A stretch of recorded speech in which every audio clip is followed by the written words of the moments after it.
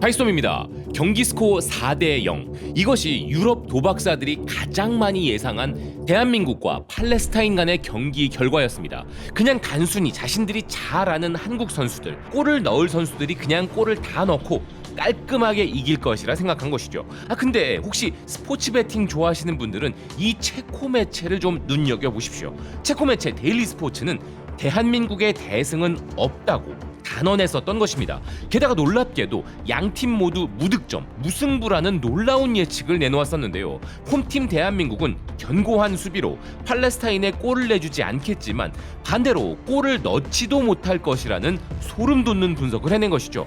아무리 감독 문제가 있다고 하지만 설마 대참사가 나올까 싶었던 이번 경기에서는 이 체코 매체의 분석대로 정말 설마가 사람을 잡았는데요.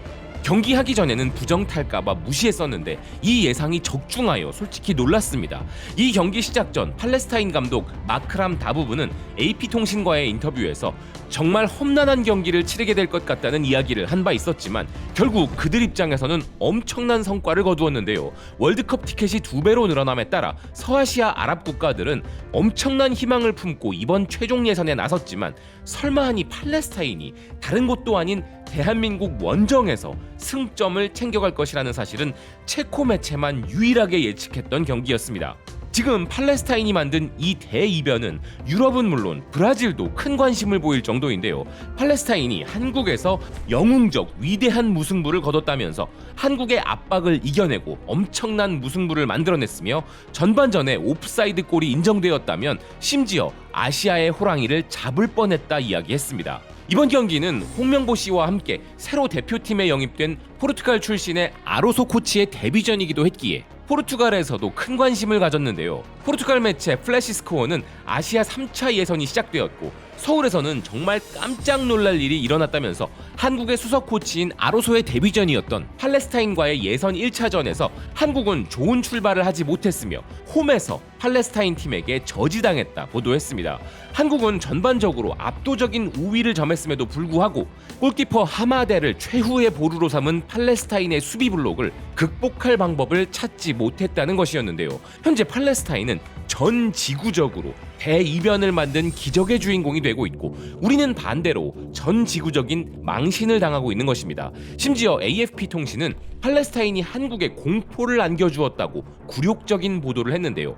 팔레스타인이 0대0 원정 무승부로 한국에 큰 두려움을 안겨주었다는 기사는 피파 랭킹 96위이자 최종 예선 데뷔전을 치르는 팔레스타인이 23위 한국과 만났음에도 그들은 한국에게 압도당하는 것을 거부하였다 이야기했습니다. 그러면서 홍명보가 부임한 홈팀 한국은 수비가 불안했고 팀의 주축이자 주장인 손흥민도 어려움을 겪었으며 이강인에게 가장 좋은 기회가 왔으나 하마데 골키퍼가 간신히 막아냈고 이후 팔레스타인은 승리할 기회도 잡았지만 조현우 골키퍼가 홈팀을 굴욕적 패배로부터 구해냈다고 설명했는데요. 아시다시피 이번 우리 최종 예선 조편성은 거의 걸프컵에 우리가 나가는 것 마냥 전부 중동 지역 국가들이기에 중동 아랍 매체들도 이번 경기에 대해 엄청나게 주목하며 기사를 쏟아내고 있었습니다. 알자지라 역시 팔레스타인이 한국과 무승부라는 놀라운 결과를 만들어냈다고 속보로 전했는데요. 최종 예선에 처음 출전한 팔레스타인과 월드컵 예선에 11번 출전하고 AFC 역대 최다 출전 기록을 보유한 국가이자 프리미어리그 토트넘의 주장인 스트라이커 손흥민을 포함 수많은 스타들이 있는 한국과의 홈경기이기에 별로 기대도 되지 않는 경기였지만 이런 어려운 상대와 장애물에도 불구하고 팔레스타인은 무승부를 만들어냈다고 극찬했습니다. 두바이 매체 아크바칼라는 팔레스타인 수비수들의 영웅적 활약을 소개했고 소속팀조차 없는 골키퍼가 한국 공격수들의 결정적 찬스를 모조리 막아냈다며 놀라워했는데요. 팔레스타인 매체 라야는 팔레스타인 선수들이 경기 내내 놀라운 활약을 펼쳤다면서 수만 명의 홈 관중 앞에서 한국을 상대로 값진 승점을 획득했고 이들은 국가가 전쟁과 고통 속에 있음에도 기적을 만들 수 있음을 증명했다 이야기했습니다. 아울러 한국과의 무승부는 팔레스타인의 월드컵 도전 역사의 첫 승점이기도 하기에 우리 대표팀은 팔레스타인의 역사적 승점 1점을 헌납한 팀으로 박제가 되었는데요. 우리 대표팀과의 역사적 무승부로 팔레스타인은 아주 큰 희망을 가지게 되었고 우리 대표팀은 팔레스타인에게 큰 자신감을 심어준 셈이 되었습니다. 그리고 그들이 이렇게 크게 기뻐할 만한 이유는 이번 경기를 앞두고 팔레스타인 대표팀은 준비도 제대로 할 수 없을 정도로 힘든 상황이었기 때문인데요. 전쟁으로 92명의 팔레스타인 선수들이 사망하고 리그도 중단되는 등 팔레스타인의 축구 인프라가 모두 무너진 상태에서 그들은 한국과 붙었던 것이었습니다. 이집트 매체 코라플러스의 표현처럼 팔레스타인은 기적을 썼고 한국은 희생양이 된 것인데요. 팔레스타인이 한국을 상대로 골든 포인트, 귀중한 승점을 가지고 귀환할 것이라고는 아랍 전역이 상상도 하지 못했던 일이었기에 이런 대대적인 보도들이 쏟아지고 있는 것이죠. 그리고 그들을 정말 놀라게 한 것은 대한민국 대표팀이 가진 강호라는 이미지에 더해서 팔레스타인이 막아낸 선수들 중에는 바로 유럽 최정상의 팀에서 뛰는 손흥민, 이강인, 황희찬, 김민재 선수가 있었다는 사실이었습니다. 그래서 우리와 같은 조에 속한 중동 국가 매체들은 이 소식을 충격이라 전하고 있었는데요. 사실 그들 모두 우리가 압도적으로 치고 나간 뒤 중동 국가들끼리 남은 자리를 놓고 대결할 것이라 예상했던 바 이번 경기 무승부는 충격일 수밖에 없었으며 이렇게 되면 그들도 계산을 달리 해봐야 되는 상황이 된 것이었습니다. 로이터 통신도 바레인에게 덜미를 잡힌 충격적인 호주 소식과 함께 팔레스타인을 상대로 홈에서 무승부를 거둔 한국을 집중 조명했는데요. 그러면서 팔레스타인전에서 부진한 출발을 한 한국이었지만 한국은 1982년 월드컵 예선 탈락이 마지막 탈락이었다는 의미심장한 말을 남겼습니다. 1, 2위는 무조건 본선 진출이고 3, 4위는 플레이오프를 거치는 이번 조별 예선이기에 우리나라가 여기서 떨어질 것이라는 예상을 하는 사람들은 없지만 팔레스타인과 홈에서 비긴 우리 대표팀이기에 로이터는 굳이 저런 설명을 붙인 것이죠. 설마하니 한국이 떨어지겠어? 라는 생각도 오늘 경기력을 본다면 다른 국가들 입장에서는 한국이랑도 해볼만 한가? 라는 자세로 바뀔 수 있게 된 것인데요. 그리고 우리 대표팀 경기에 가장 큰 관심을 가지는 두 국가인 중국과 일본.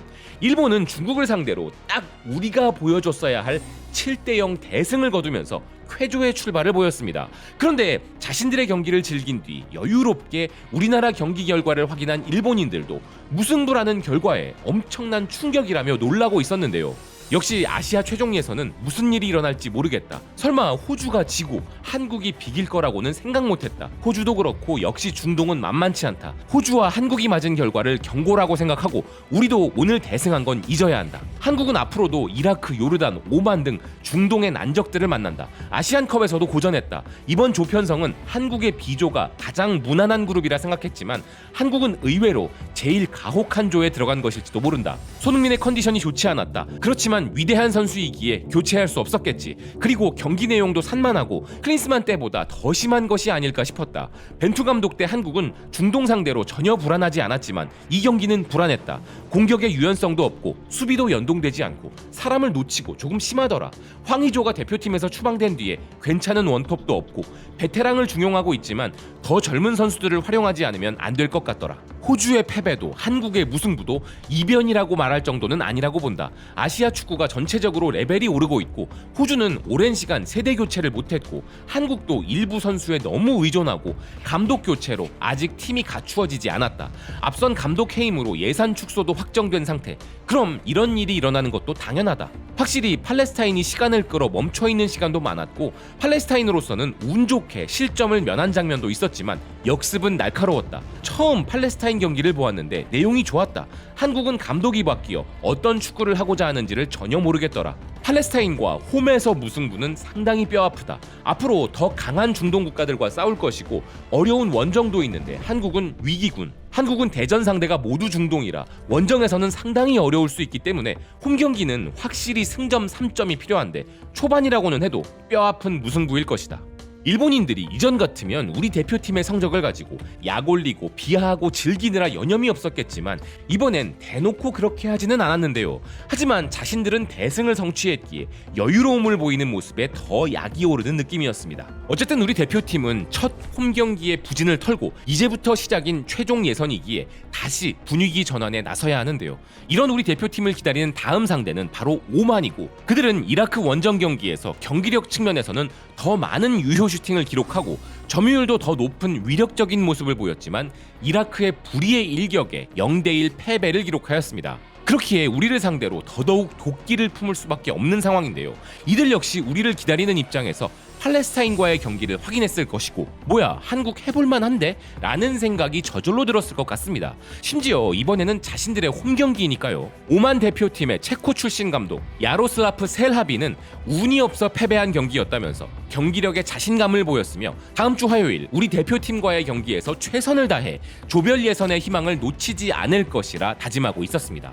홍명보 씨에게 세밀한 전술이 없다는 것은 모르는 분들 안 계셨을 것이고 선수 컨디션 관리도 엉망이라는 점을 확인하셨을 겁니다. 결국 우리 선수들 스스로가 극복해내야 하는 큰 짐을 안게 되었는데요. 협회와 홍명보 씨에게 정말 화가 나는 것은 전술이 없는 것도 선수 컨디션 관리 실패도 팔레스타인 실력 파악을 못한 것도 아닙니다.